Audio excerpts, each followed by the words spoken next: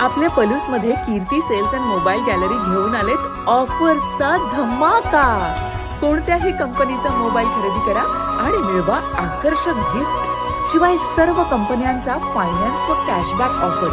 सर्व नामांकित कंपन्यांचे मोबाईल व ॲक्सेसरीज मिळवण्याचे एकमेव ठिकाण Kirti sales and mobile gallery, Meenakshi Chitramandir समोर, कराड तासगाव रोड, पलूस। प्रोप्रायटर कुलभूषण शीतल सावळवाडे।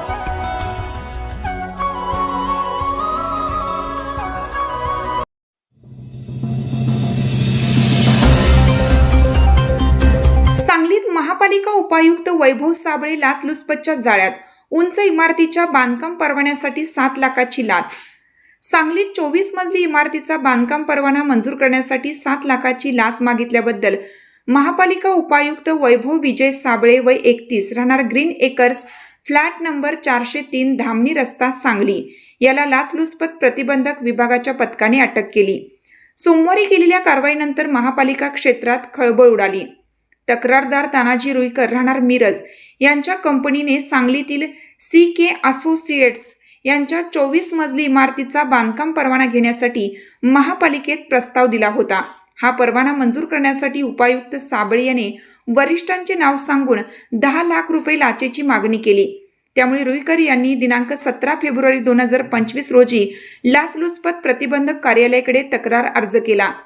तक्रारीनुसार लाचलुचपत प्रतिबंधक विभागाच्या पथकाने पडताळणी केली, तेव्हा उपायुक्त साबळे याने तक्रारदार रुईकर यांच्याकडे बांधकाम परवाना मंजूर करण्यासाठी 10 लाख रुपयाची मागणी करून तडजोडीअंती 7 लाख रुपये स्वीकारण्यास तयार असल्याचे स्पष्ट केलं।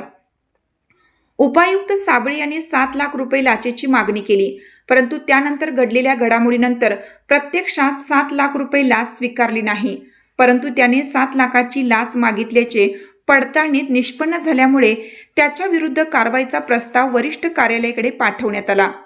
दरम्यान वरिष्ठ कार्यालयाने पडताळणी केल्यानंतर उपायुक्त साबळे यांच्या विरुद्ध कारवाई करण्याचा आदेश दिला। त्यानुसार नूतन उपअधीक्षक अनिल कटके यांच्या पथकाने सोमवारी सायंकाळी महापालिकेतून साबळे याला ताब्यात घेऊन अटक केली। त्याच्या विरुद्ध विश्रामबाग पोलीस ठाण्यात भ्रष्टाचार प्रतिबंधक अधिनियमानुसार गुन्हा दाखल केला। मंगळवारी त्याला न्यायालयासमोर हजर केलं जाणार आहे।